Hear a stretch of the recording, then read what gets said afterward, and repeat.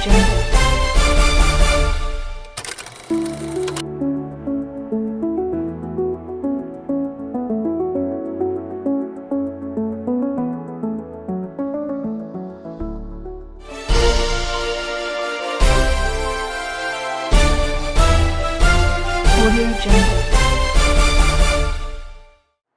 And see what is happening right now in Zimbabwe on the ground.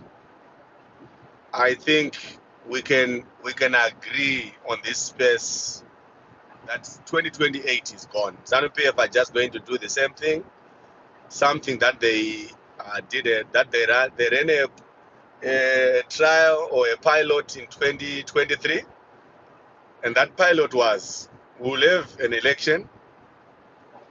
In that election, we'll have FAS doing their FASy things.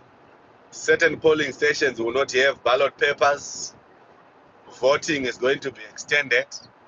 Then after that, we are just going to read the results as we perceive them and announce a Zanu PF victory. That's 2028. And when that happens, it means the Zanu PF tenure in government has been extended to 2033. Right? So we are going to be having Zanu PF up to 2033. So now when you listen to me and say, no, 2030, but I'm looking at 2030, I'm like, okay, 2030, you put 2030 there, 2033 there, you will see maybe 2030 is sooner, or is not that, yeah, it's sooner or maybe better.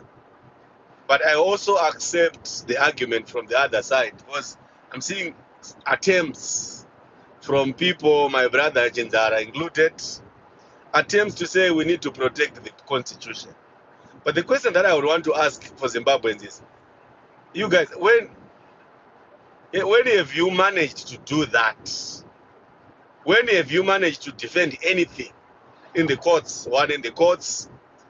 because we don't have any history of Zimbabweans managing to protect or defend anything.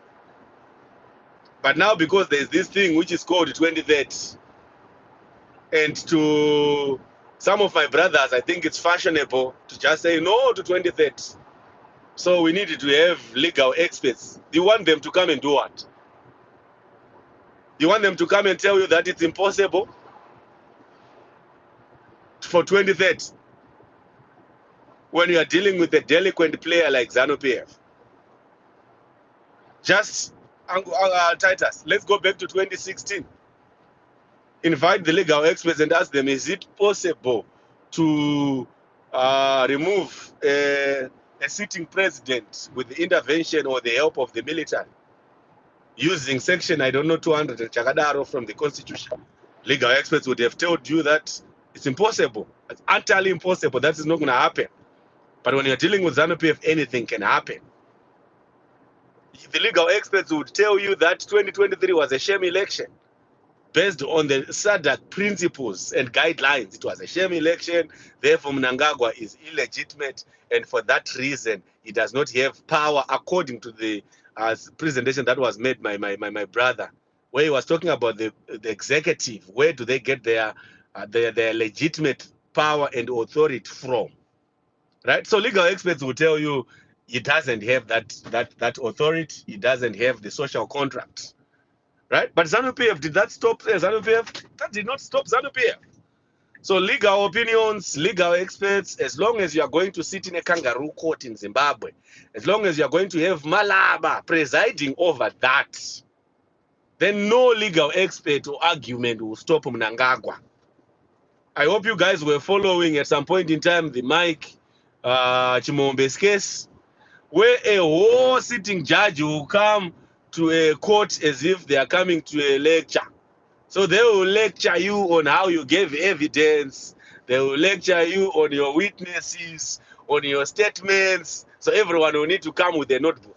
I saw that attempt even in the Chabangu's case, where you see that the judiciary is captured. I'm not saying they are captured in the case Yana Mike, because right? But I'm just trying to paint a picture here in terms of our judiciary. Do they have, the independence? No, they don't have, right? Who is Mnangagwa? Mnangagwa has more influence.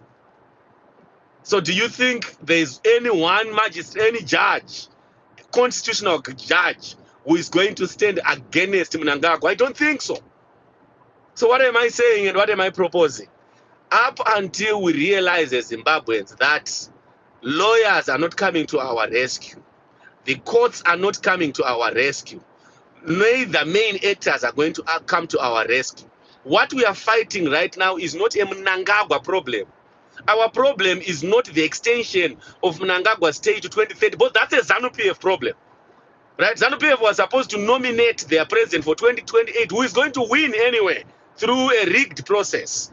So what's going to happen now?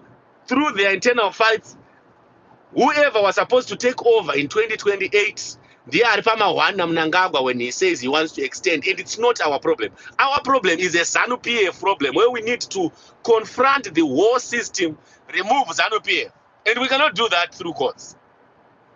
There's only one way. Guys, let's bring lawyers. There's only one way we are going to stop Zanu PF. We can only stop Zanu PF by removing Zanu PF. And once we have done that, then it means the judiciary can have their freedom. It means the judiciary can exercise their judiciary mind. They come to some decisions, right, that can be supported by case laws, by things that are happening in other jurisdictions. But as long as Zanu PF is there, you can argue all you want. We can do this in spaces. Our fight right now, is to remove Zanu PF. Chese chakangwani chinongonze Zanu PF. Chese chinongonzi chine Zanu PF mukati. We need to resist it, refuse it, and we've got reasons to remove them. And I'm hoping this 2030 is going to ignite something. That's why I'm for it. And I'm being very consistent. I aim for this 2030 because my hope is maybe it's going to ignite people to say, guys, if they could do something like this, because there's a brother who was talking about sections, so which means they will have to change section chakat. Right, let that create a burning platform to say, guys, we are just doomed as a country. We need to do something. What is it that I can do personally as matters? Mendas, what is it that you can do? Then from there we protest, we remove Zanu PF. Once we do that, then we can talk about courts and start talking about constitution. You can't mention Zanu PF and constitution in the same sentence. It doesn't just make sense. The same way you cannot mention Zanu PF and elections. Say no, there will be elections. As long as Zanu PF is presiding over those elections, they are not elections. The only language that they understand is what happened in 2017, which was a key learning point. So Takadzidza Zvakawana in 2017, they listened to protests. We need to protest. We need to arm twist them. Arm twist Zanu PF, and we need to get rid of them as soon as yesterday. Thank you. Matters, I agree with you, but I wanted to engage because I hear what you're saying, but somehow I want to disagree in 2030.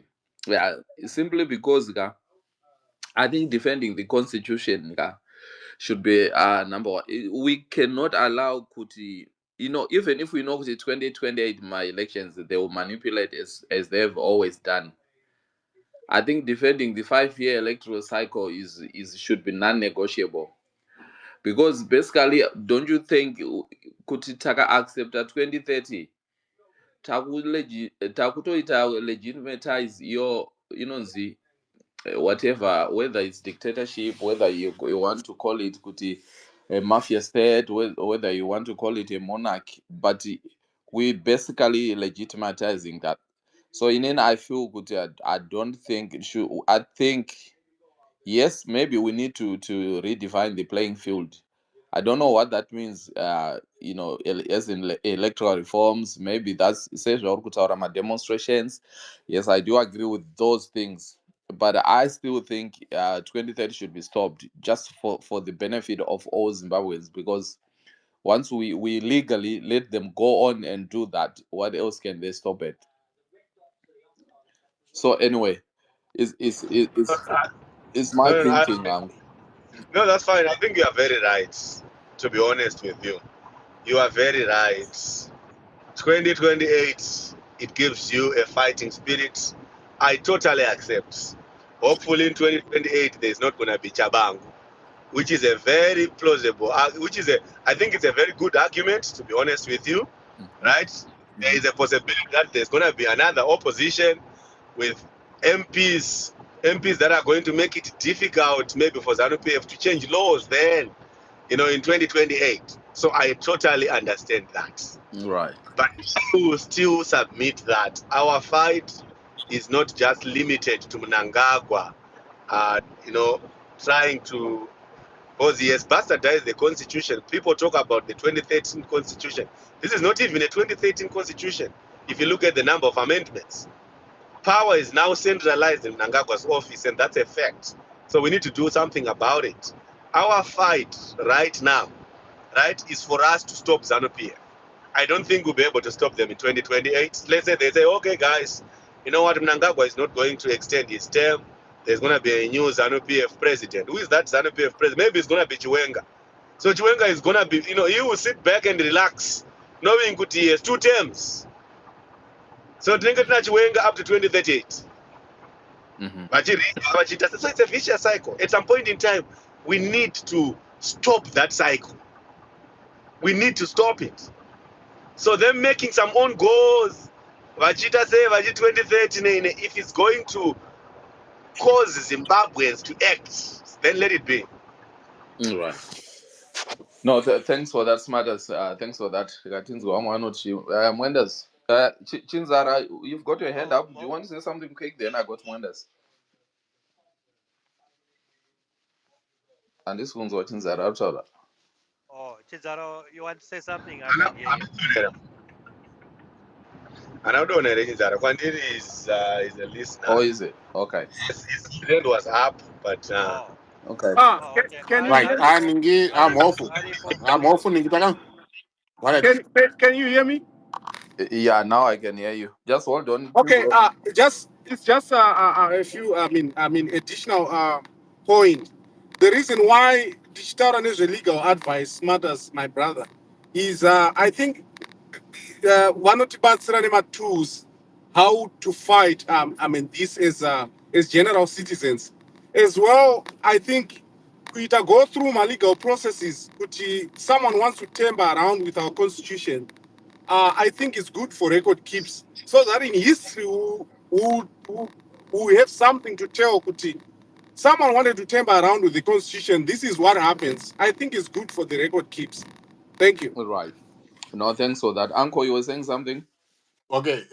Still, on that dimming thing, Parliamentary. Yeah. the dimming, provision. Mm. Because according to what they're saying in this is Yambi brief on the BBI. Because this one's a brief on the BBI. Right. It is saying Kuti, the proposed dimming provision is central to the proposed repeal of Section 92 of the Constitution to provide for a parliamentary election of the president.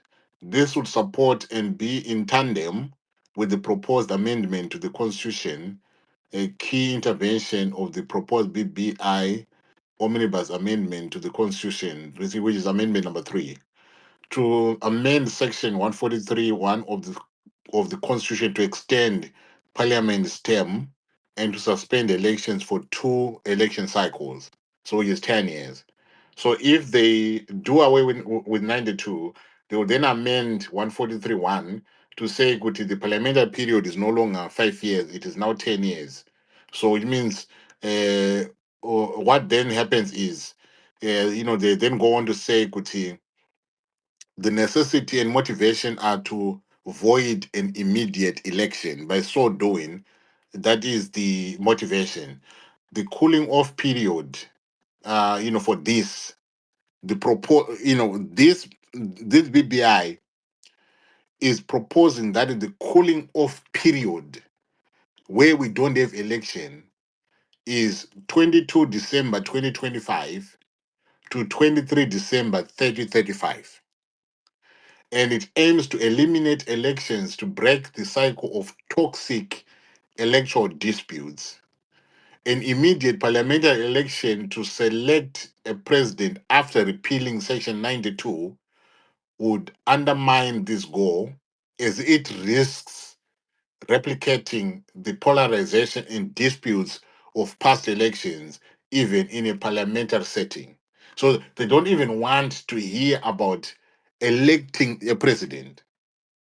What they want is to just have a president, us being told that oh, you dear president when you even in parliament they don't even want to do that.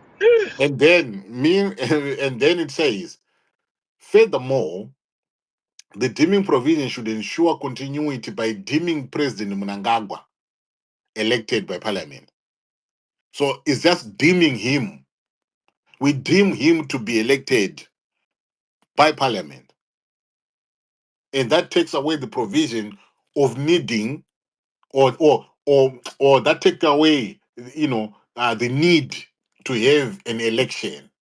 So we are just deeming him to be elected as the president of Zimbabwe. So by Mhm. avoiding any presidential election during the first 5 years of the cooling off sabbatical. Mhm. But these, in summary of these, what this is all about is to state that we deem Mnangagwa elected by parliament to avoid any presidential election during the first 5 years of the 10-year calling off period. We grant the president a fresh second and final term, 2025 to 2030, right? Leveraging Section 91, subsection 2's rule that less than 3 years is not a term. So, which means the 2 years that he is on now, from when he was elected, and if they ended and say, good, another one is going to be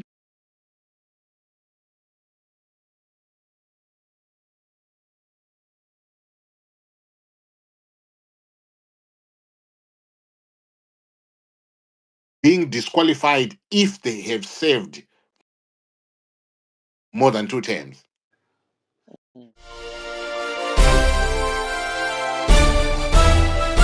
Audio Jungle.